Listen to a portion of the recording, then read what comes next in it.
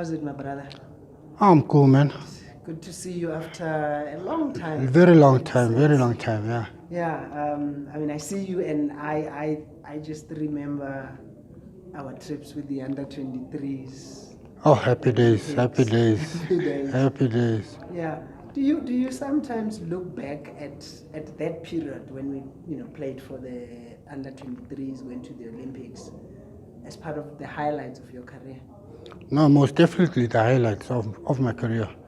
You know, being being in the first team that actually qualified for Olympics, and then obviously going to the Olympics and playing in the Olympics, and then beating one of the best footballing nations in the world, Brazil, at the Olympics, So definitely there has to be the highlight of my career.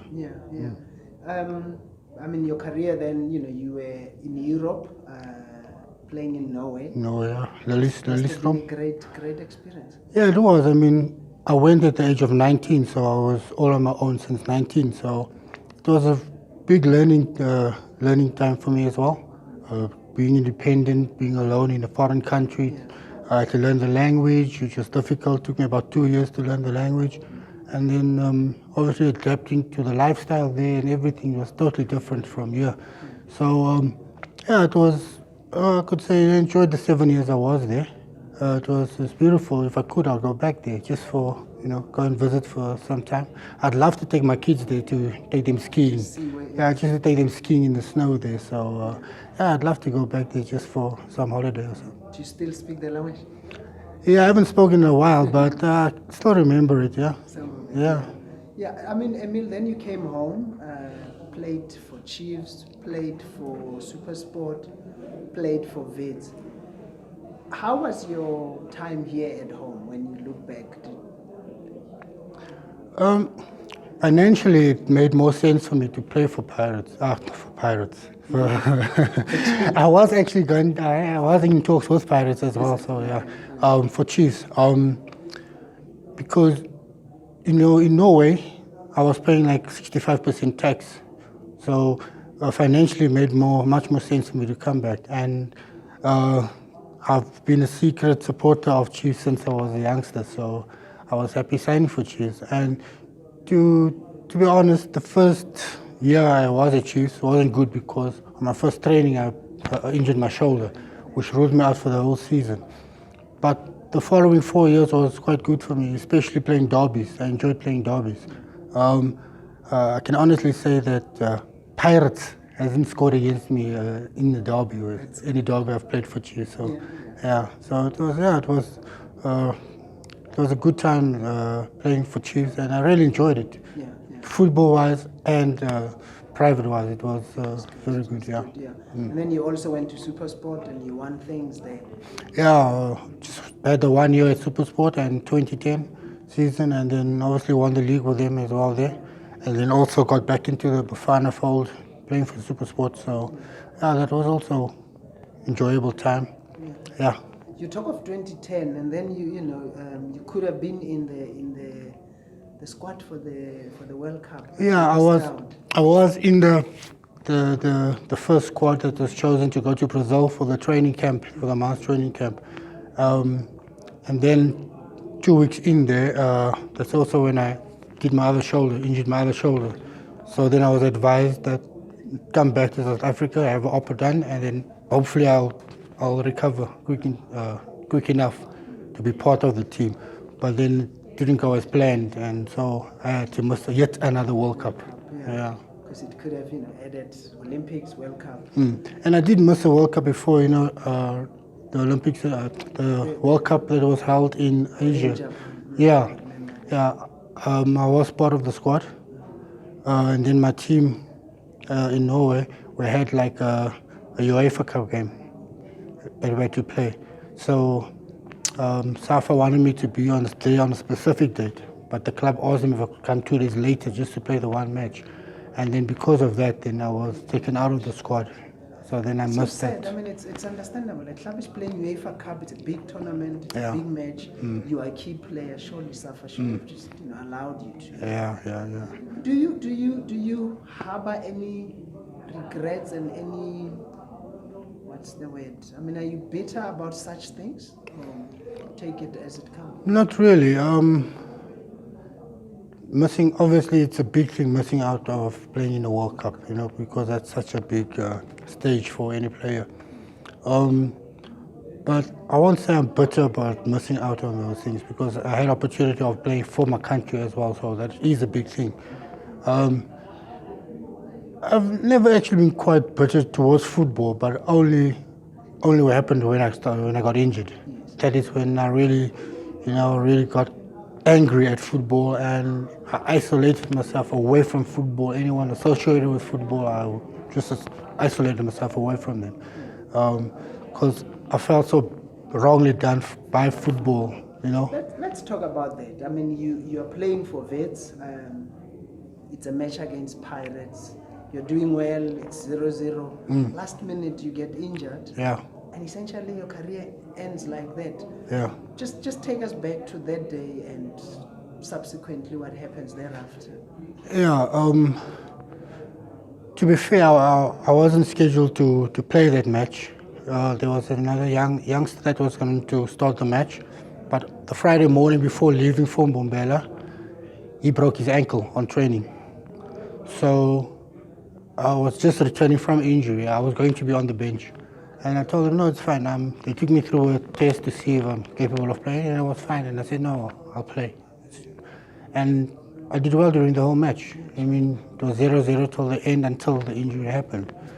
And then obviously the 90th minute collision with my banner resulted in me breaking my leg. So, yeah, and then basically I knew that was going to be it. Because when it happened, I can still remember, when it happened, I fell to the ground. And as I fell to the ground, I looked at my leg and I saw my ankle was right next to my knee. And as I'm landed, I just pushed it sort of back into position.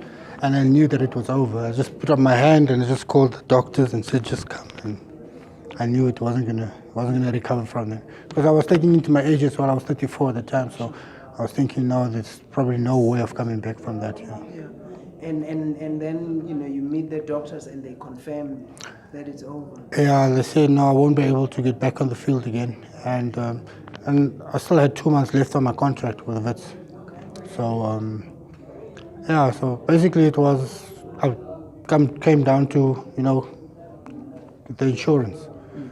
So I had to claim from insurance. The PSL has all the players insured, and should be getting something from insurance, which ended up in such a big, long battle that, till today it's not resolved. So, yeah.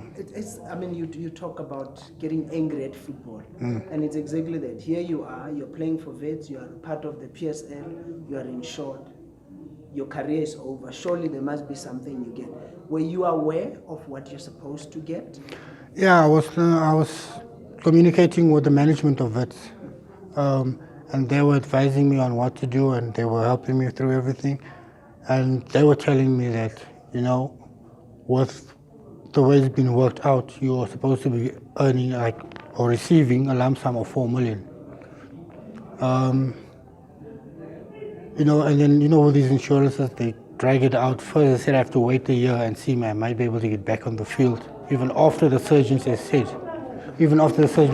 no, there's no chance of it happening. And then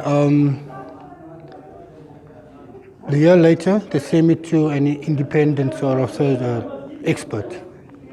And he said exactly the same thing, that, there's no chance of getting back on the field.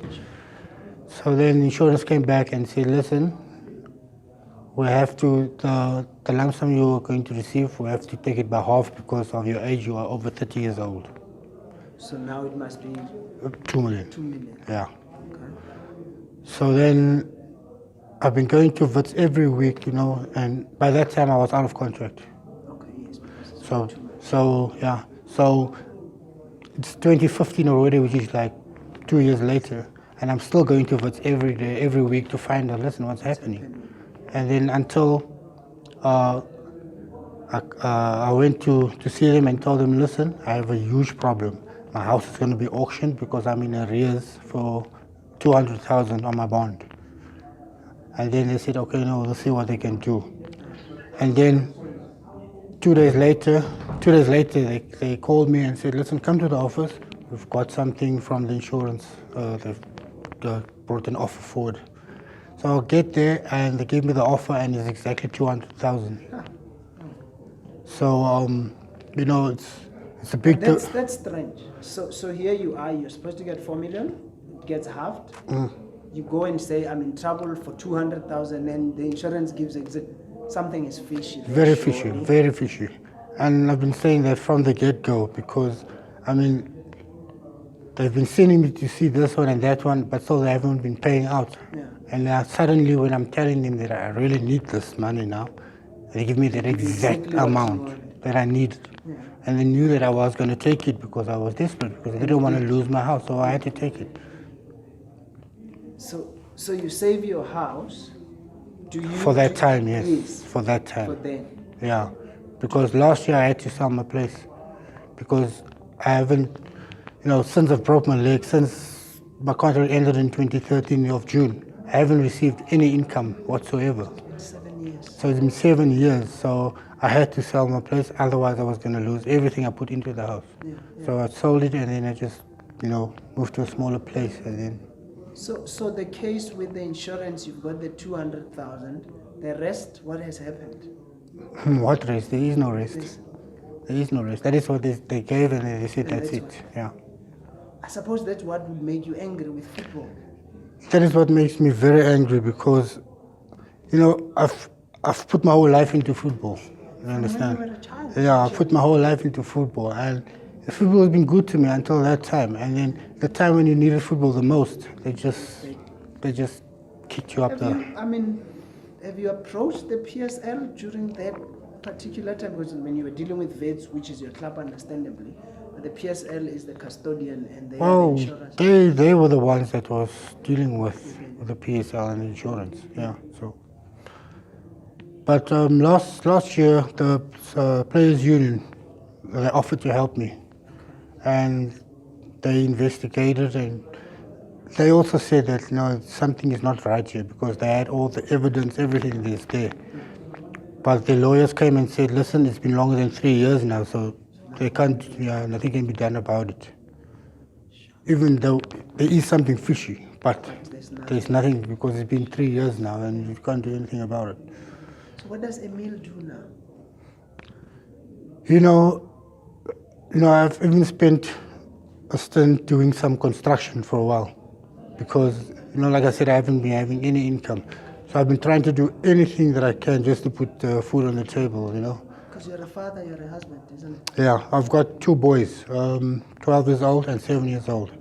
So, for them, it's like they have to have lunch for going to school. There's school fees. They have to get transport to get them to school. It's all these things. And then never mind that. And it's obviously, we have to have food in the house. And then there's obviously the place you rent, you have to pay rent. Which, incidentally, yesterday they came and they said they're evicting us because we can't afford to pay the rent. So they said we have to be out by Friday, which is tomorrow. So what's happening? So I don't know. So we'll have to see what happens tomorrow, and then and there's no place we can go. Yeah. I'm from Cape Town. All my family's in Cape Town, and there's nowhere we can get from here to Cape Town either. So it's very tough, tricky situation that I'm in, but I'm just taking it every day as it comes. Yeah, I've been fighting these people with the rent for past few months, so I'll just have to keep fighting them. Even if they bring police, I'll have to fight them and go. Even if I have to go to prison or whatever, but I have to do whatever I can just to keep the roof over my family's head. It's such a sad story that we have, a lot of our players play and end up where you are. A lot of people often look at it and say players are irresponsible, but you said something that almost shocked me actually. That when you played in Norway, you were paying about 65% tax. So because we sit here at home and think, oh, he's playing in Europe, therefore he's making a lot of money, but actually not always the case. Not always the case. I knew that, I'll be earning some money, but it won't be the best of money. But I just took it as a platform because like the Premier League and things like that. They always go scouting in Norway, in Sweden, Denmark, places like that. So I just took it as, I can use this as a step just to try and get closer to the Premier League in England. It didn't happen. So that is why I thought, no, it makes more sense financially for me to come back to Chiefs, and I could like save more money and things like that. But were you able to? I mean, you played for Chiefs for a while. Did you earn the kind of money you felt was enough, and could you save somehow? Yeah, but I always say if I knew then what I know now, then I probably would have done things differently. But obviously I was still young also at that time. I was still single at that time. So, there's a lot of things that you don't think about. I never thought that, no, I will break my leg and I won't have any more income. I never thought that. As you know, goalkeepers can play until they are 40 or something. So, and I honestly thought I would do that. I thought that, I've overcome shoulder injuries and everything. I can overcome any injury. So I didn't really put money away to save, and I invested sort of in the wrong things. I used to buy like furniture and things for cash, but my house and my car, I had installments and bonds and things like that. So if I knew then I would have been reversed. I would have bought the house cash and things like that, cash, and then saved a lot of money. But I mean, when you, I mean, you played from, you were a baby. I mean, at 19. So 16. Imagine. 16. When you started playing. Yeah, I signed with Hellenic at 16 years old, at 1996. And then you went to Europe at 99. 19. Yeah. So the advice, like what you are saying, now you are all the more wiser and you know what you could have done. Do you think there's a platform then for our clubs to help youngsters coming through, just like you? Because a lot of times you're 16, you haven't really gone to school. There's a lot that you don't know. Do you think there's a platform or a place for our clubs to just help so that youngsters don't end up like you did? Yeah, there's a lot of things. It's not just the clubs, I mean, SAFA itself. I mean, SAFA is a governing body of football. So they should actually be going out and saying, listen, they should have like a law where if a club signs a youngster as a professional, there should be a balance of schooling and the football. Because me, myself, I had to decide between schooling or football. And I went the football route. So there's nothing I can fall back on. Like now, there's nothing I can do. I've got no qualification for nothing but football. Understand? So I think, like SAFA, for instance, they have to make it compulsory that when a player gets signed at a young age, that the schooling should also be fit in with the football training and everything. Because it's very, very important to have something to fall back on. Yeah. Were you to get an opportunity to talk to the younger players now, what kind of advice would you share with them in terms of their careers? All I can do is I can just share my story with them, what I've been going through, me personally. It's like, I know when you sign for a big club and you're getting all the big bucks and, you become like this superstar and everything. Of course, it's like this thing we have to uphold, you have to uphold, like you have to be, the status, you have to uphold to it. But the status is not all of that, Status is actually the thing that brings you down most of the time. If you can concentrate on the less glamour stuff, like your schooling and, looking to invest in things and things like that. People are not, the best thing is when people don't talk about you. If they don't talk about you, there's no news about you. It's the best thing because then you can go about doing your thing quietly. Okay. Whereas you're always in the papers and then it's more pressure on you. But it's hard, Emile. You come through, you're a superstar, you play for a Kaizer Chiefs. People are bound to talk about you. How do you advise people to not fall for that? Because like I say, you're Emile Baron, you're the #1 goalkeeper of the biggest club in the country, you play for the national team. It's bound to happen. How do you say to somebody who's in that situation, try not to fall for those trappings? Don't want to be the status. How do you do that? Like, you know, like you have your training, you maybe have training from 9 until, if they train twice, maybe till 3 o'clock or something, you know. And sometimes they have one training session, by 12 o'clock you're out of there. So between the 12 and the evening, you have a lot of time, like free time. Whereas then, that's when you can maybe just go and, you know, just do a certain course or something, just do higher education. Yeah, so rather put your time into that. They going to the mall, walking around at the mall, the car wash or something like that. So, I mean, if I could turn back the time, I would do that. Yes. I mean, a typical example I always use is Jimmy Tao. Jimmy Tao, one of the best right backs. Jimmy Tao, one of the best footballers. Jimmy Tao, one of the best personalities I've met and that I've played with. You'll find Jimmy, when he's not busy on the field, he's busy with a book. You know what I mean? So, and Jimmy is one of the most humble players I've ever met.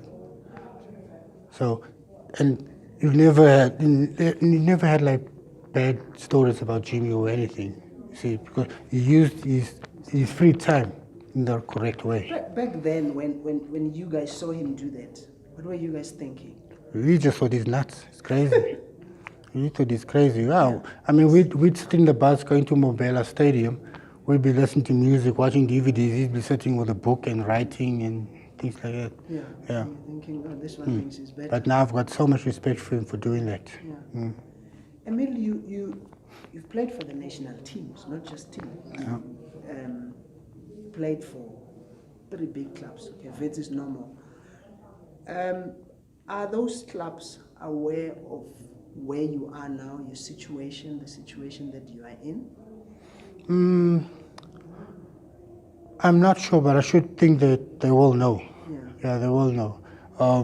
Which is actually funny because some time back, a friend of mine came to me and said he met some guy that was asking if I'm actually passed away because he doesn't hear about me or things like that. So, yeah. I don't know, I'm not sure, but I think most like people in the football, like the clubs and coaches and things, I think most of them know of my situation and what's going on here. Have you made overtures to those clubs to find out if there could be some form of help? Look, I mean, one of the things that people will say, and I suppose it's a fair thing, it's a job.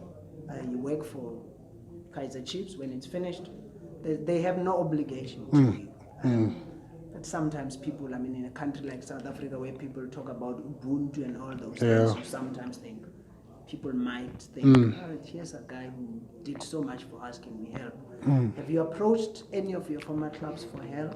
I have approached a few of them, but I don't know if they were just too busy or what, but I haven't had any response from them. So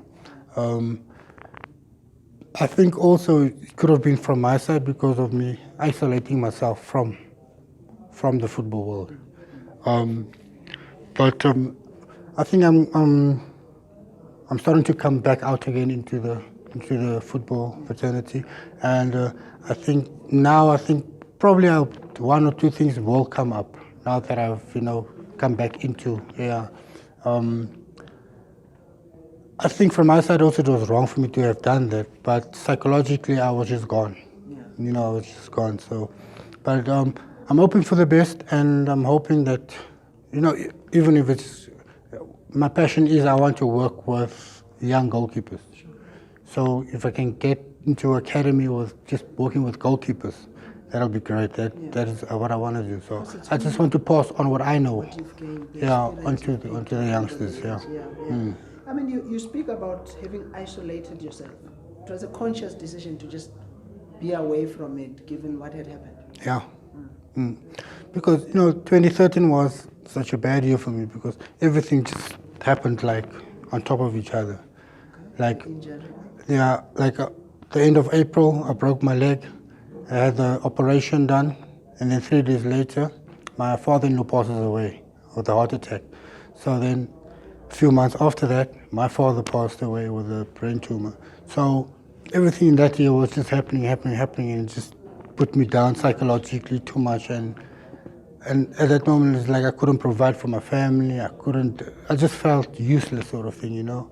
So it's almost like I was just like hiding away in my shell. I didn't want to come out, but But who did you have around you at that time? I mean, it must have been a difficult time. yeah, no, it was just my wife and obviously her brothers, her sisters, and her mother, my mother-in-law. Yeah. And they helped you through that. Yeah, especially my mother-in-law. She helped us through this difficult time, you know. And like I said, like her husband passed away at the same time when that happened. So she was also going through a tough time at that time. So we basically tried to help each other at that time. And yeah, but she's sort of been she's been a great help since I've broke my leg and since I went into this depression, because I went into a major depression. I've lost so much weight, you know. I've had a lot of funny thoughts in my head and things like that. So, yeah, I think if it wasn't for her, I don't think I would have been here today. Yeah. Did you see, I mean, did she help provide some psychological help at that time? Not really psychological help, but the financial help she was helping us with. She was taking the burden off me, so it sort of relieved me a bit from that. Yeah.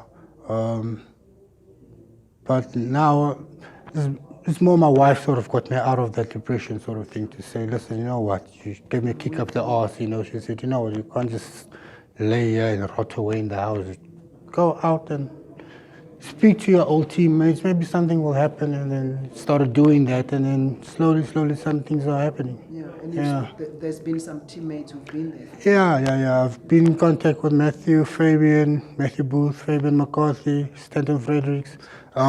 They've actually helped me a bit financially as well, especially Matthew Booth, and I'm really grateful to him. And I told him one day I will roll one big rock out of his path, you know. So I'm in debt to him as well, and you know, they've actually helped me through this difficult time. No, look, I mean, it's a very sad story that you've gone through what you have, but I think it's very encouraging to see that you're finally standing up, and I'm sure there are people out there who will hear where you are. You were one of the best goalkeepers we've had in the country, and surely a talent like yours could be used somewhere to inspire other kids, and just to, then it helps you get on your feet. But Yeah. it's good to see you, my brother. Thank you so much for your time. No, thanks for having me on here, man. Sure, sweet, my brother. Sure.